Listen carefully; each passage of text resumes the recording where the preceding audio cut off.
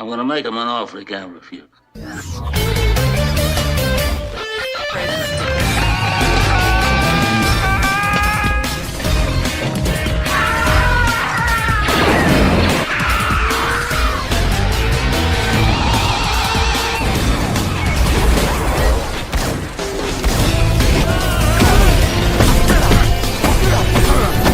I'm not even supposed to be here today! Oh, fuck you!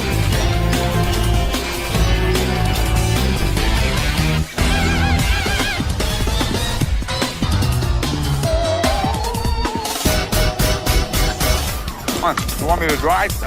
You're supposed to be suicidal. Remember, I'll Anybody drive. a drive? Get in the car. Fuck me in the ass. Fuck you, you fucking stupid cunt.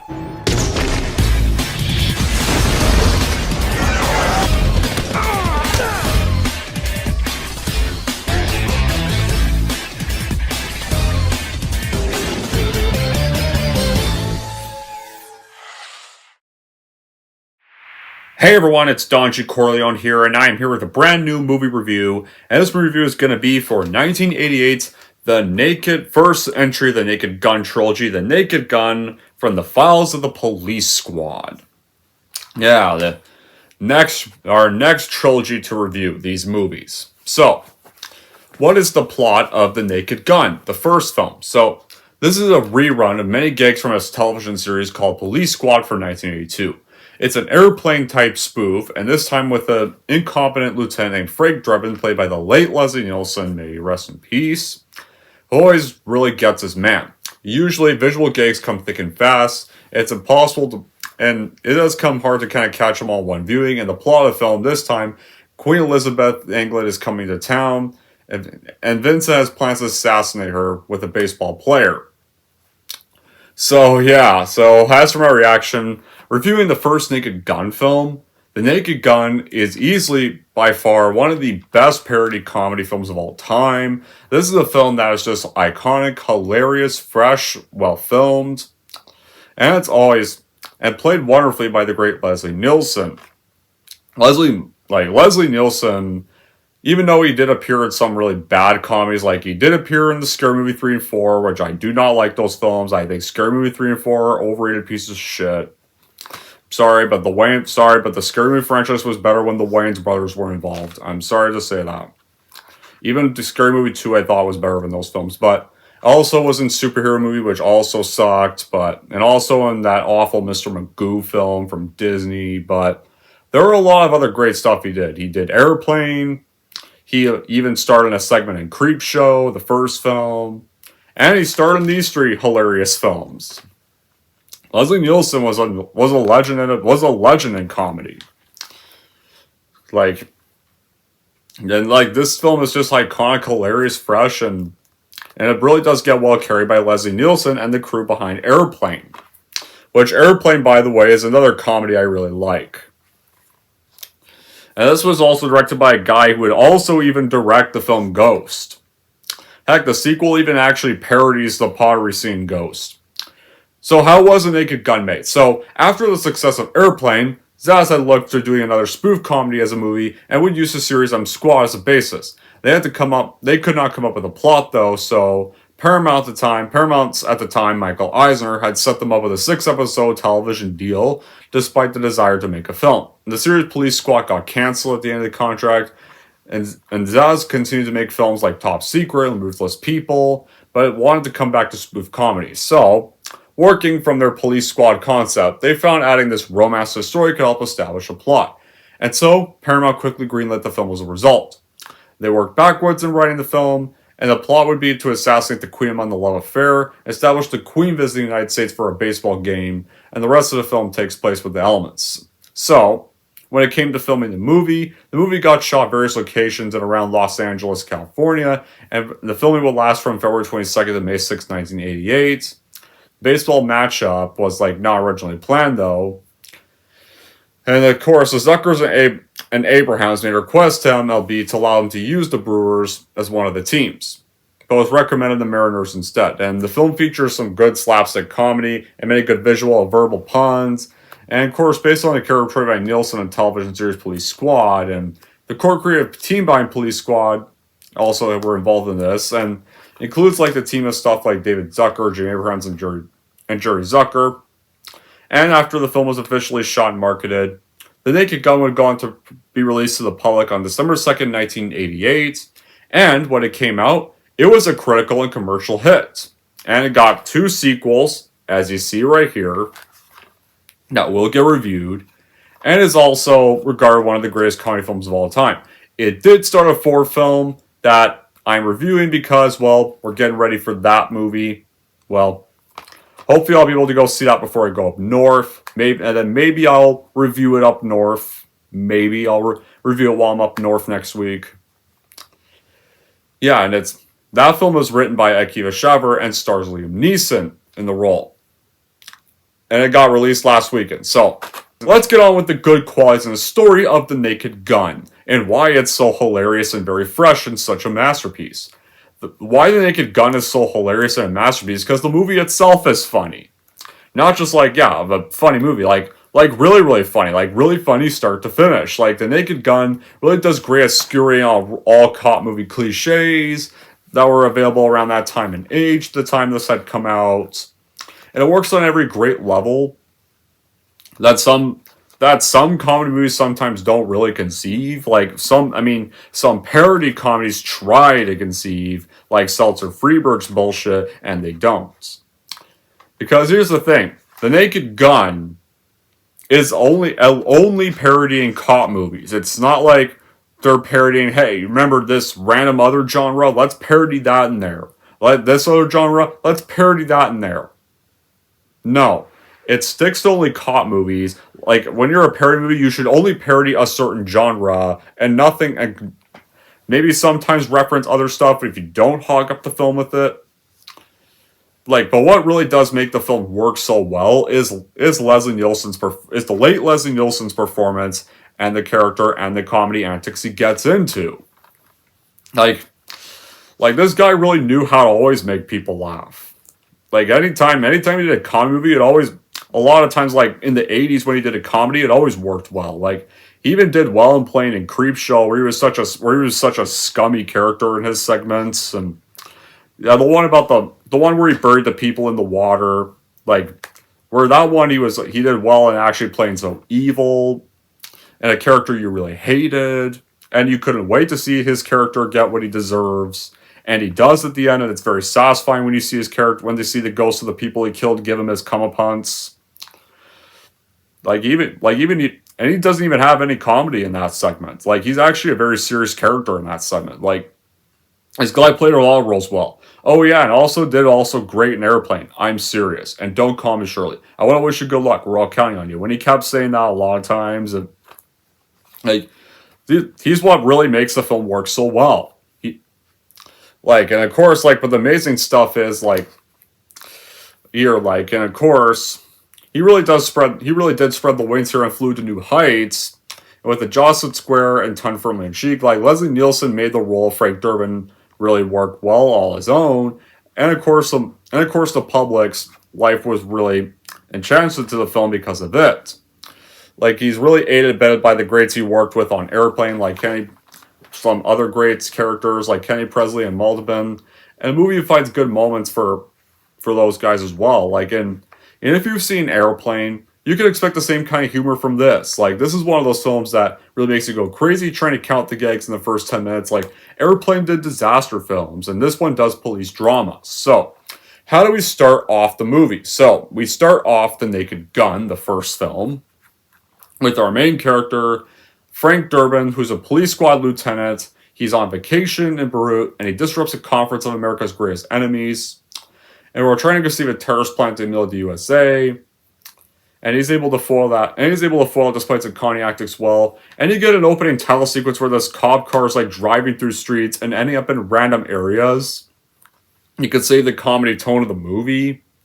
Then, of course, we get to the rest of the plot where in Los Angeles, this officer named Officer Norberg now wants to bust a heroin operation run by our villain of the movie, Vincent Ludwig, but then gets shot by Ludwig's headman. So Drebin takes over and he returns to LA. He's briefed on the case before he goes to visit him in the hospital. visit Nordberg in the hospital, and Nordberg is able to give Drebin some pretty cryptic clues, like a picture of Ludwig's ship on which the deal has been really organized, and so Frank learns that Nordberg's jacket had tested positive for heroin, and so police squad, the force in the movie, is put in charge of security for the visit of Queen Elizabeth II to Los Angeles.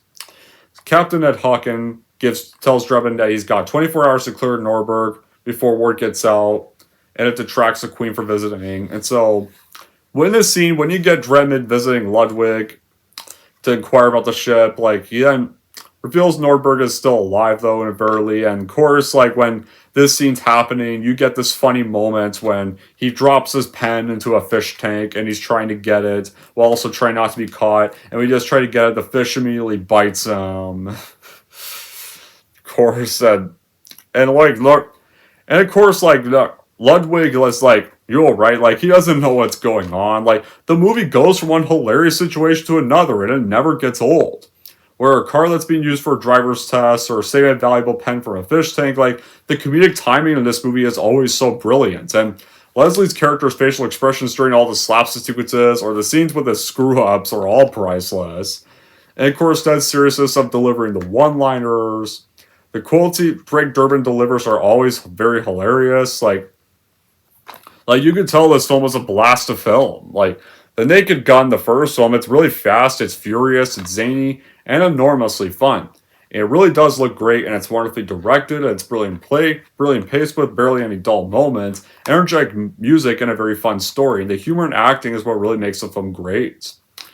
Then the dialogue of the movie, the dialogue is very dry-witted, and the juvenile gags like never cease to not be hilarious, and especially like when you have the character of Frank Drebin, who actually is also a very likable character, and other supporting casts as well, like Priscilla Presley, George Kennedy, the late O.J. Simpson. Yeah. But I'm not going to talk about the stuff O.J. Simpson did. Not in this review, guys. I'm not going to talk about this bad stuff he did.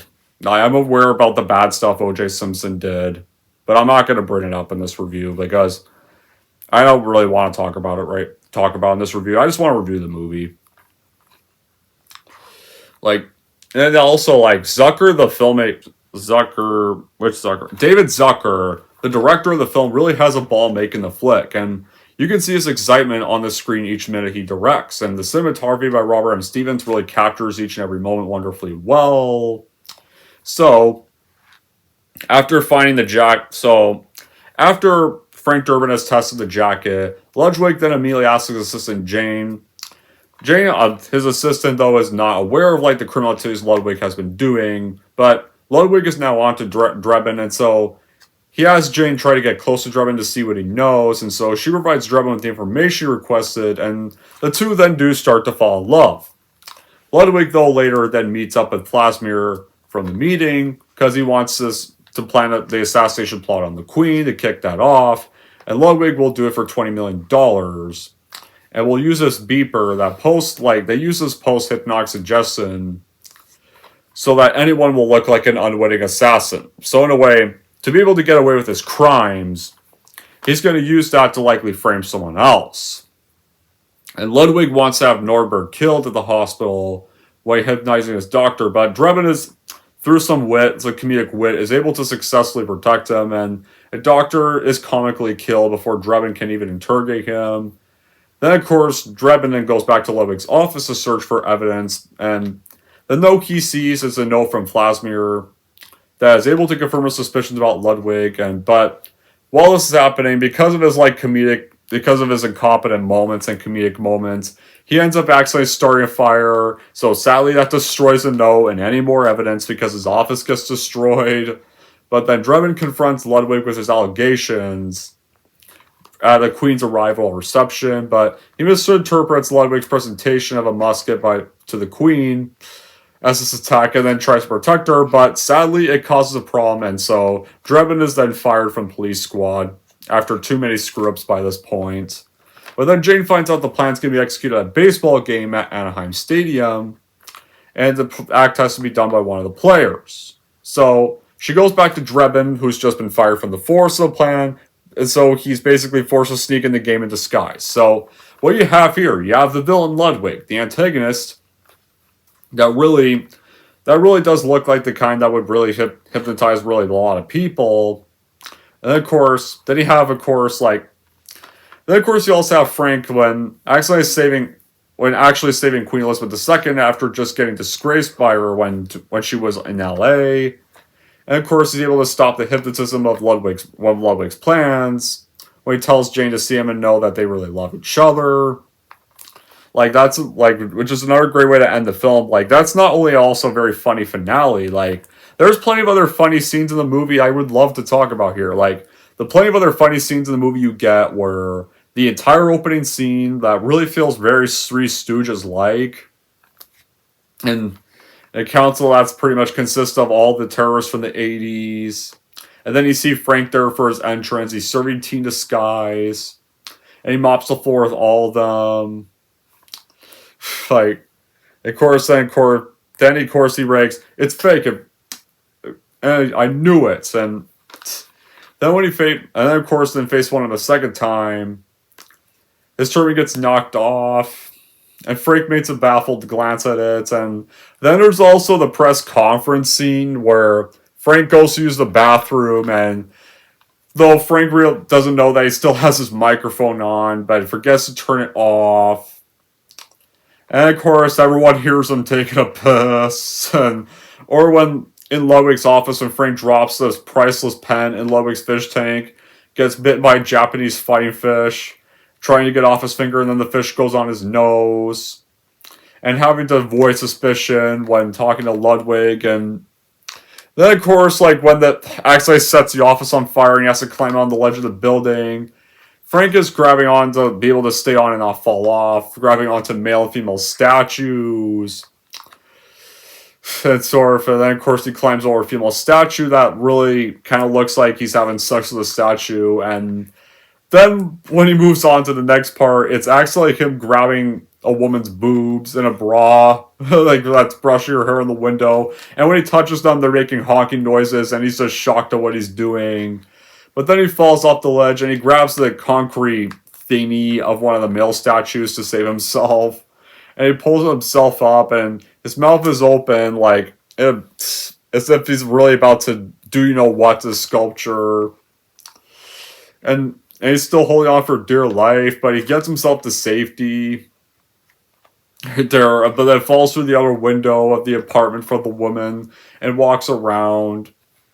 And that just does not help at all in the slightest. Or when the car just starts rolling down and catches fire, and Frank is clueless, does anyone get the license plate of that car? Or even the final defeat, where Ludwig is then basically shot with this device that's just supposed to be calm, but Frank's like, don't worry, he'll be fine in a few seconds. And then falls off the ledge, and a car goes over him, a steamroller flattens him, and a marching band parade marches on his body. This is really, these are all such funny moments. When I was watching this film, I couldn't just stop laughing crazy because of how funny this stuff was. This is comedy that's fresh. You could tell Alfred was really put in actually making this film funny. The movie does well in trying to be both a cop crime movie and comedy perfectly without having a compromised story. When you have the chemistry between Leslie Nielsen and Priscilla Presley, it's amazing, it's hilarious, and you get invested in their story even. Especially when it gets to the end of the movie, and Ricardo does also pretty good as the villain, Vincent Ludwig. The action sequences are awesome and hilarious, and of course you do get some satisfaction in the scenes whenever O.J. Simpson's character gets injured, because O.J. Simpson was an awful person. And so, then after Frank goes to disguise at the game, Police Squad also goes to the stadium after Drebin then ends up revealing to them about the plot to assassinate the Queen. And so Drebin then knocks the whole play umpire out to take his place, so he can frisk the players for any weapons they could have while they're at bat. And then Ludwig then, though, eventually activates this unwitting assassin, Reggie Jackson, with the apoptic beeper. And then Jane alerts Drebin, then chase after Jackson. And of course, this causes this bench-clearing brawl with all the other baseball players, and it allows Jackson to escape. Then after that, Ludwig then shows up, kidnaps Jane, holds her at gunpoint, then tries to leave the state with her as a hostage, and Jackson is able to take aim at the Queen. Then Drebin tries to tranquilize Jackson, but he misses and instead hits a woman on the upper deck.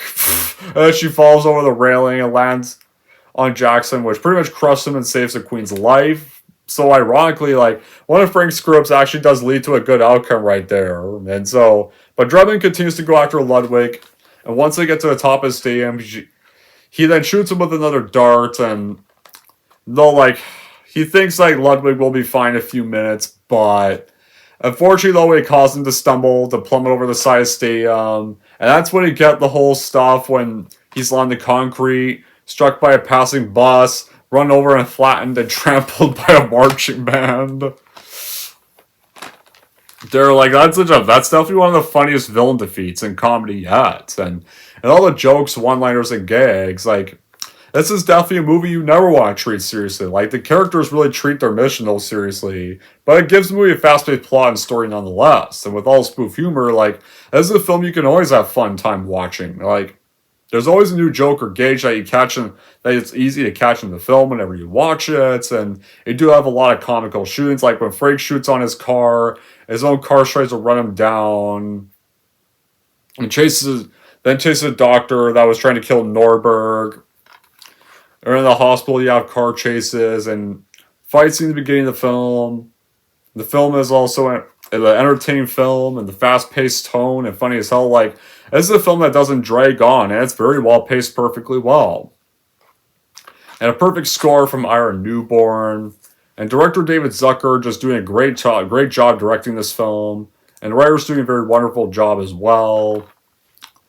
And of course, the music of the film is also great. I can't forget to talk about the music. Like, the music is this old jazzy score that fits the film, that gives us an old-fashioned noir vibe to it. I really like the themes, and the theme song as well is very iconic. It gives the empowering theme that good guys are definitely on their way to help, and it's definitely one of the best intros because we see the top perspective of a squad car and the siren going, and the car really just has a mind of its own because it's driving to some of the most random places. Like I talked about in the beginning of this review, like, or it goes through a guy's house, like, it just goes anywhere. I think it even goes in a carnival as well.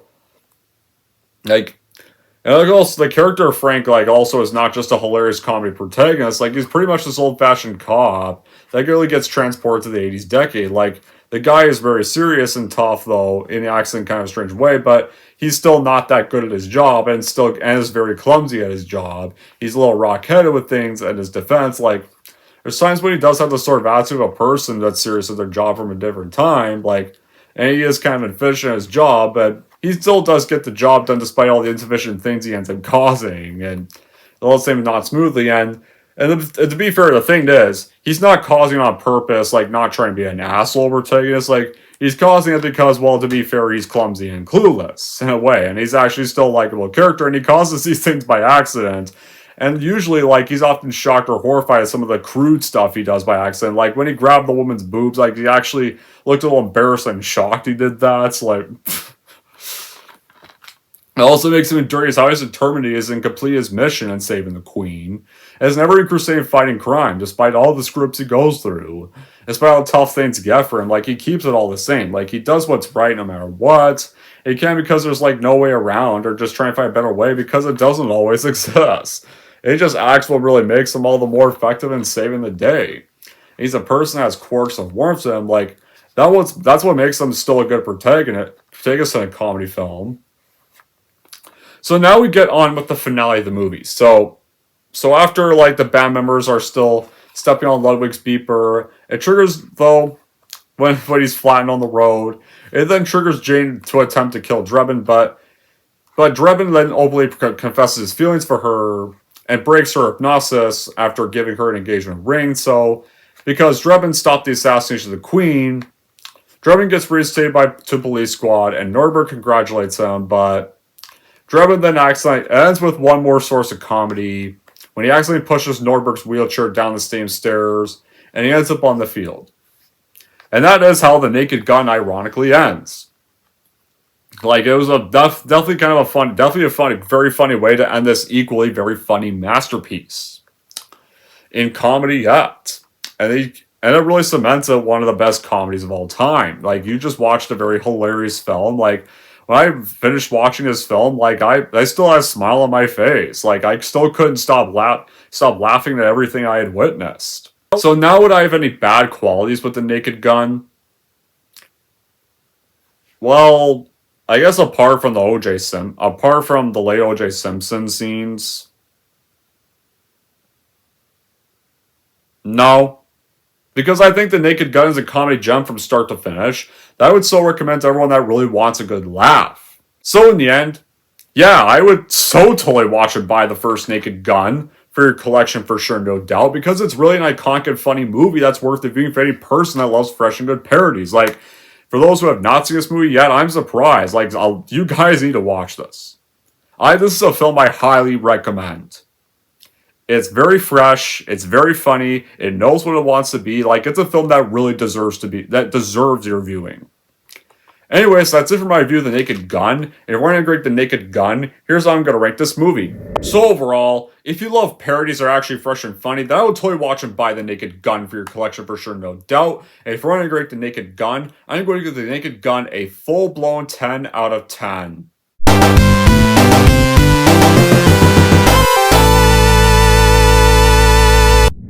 Alright, there we go, guys. That wraps up my review for The Naked Gun. Now we to do the sequel, which I also really love. Like, you know, I actually like all three of these movies. Like, this is not going to have any rants because I like all three of them. I mean, yeah, this one is kind of the weakest, but even the third one's still good. All of them are good. I like all three of them, so none of these are going to be any rants. I don't know about the fourth one yet, because I've not seen the new one yet, but we'll see how it is. I've heard some decently good things about it, so it does give me a bit of hope. We'll see how this new one goes when I do watch it and review it. We'll just have to find out. But I hope it's as good as people say it is.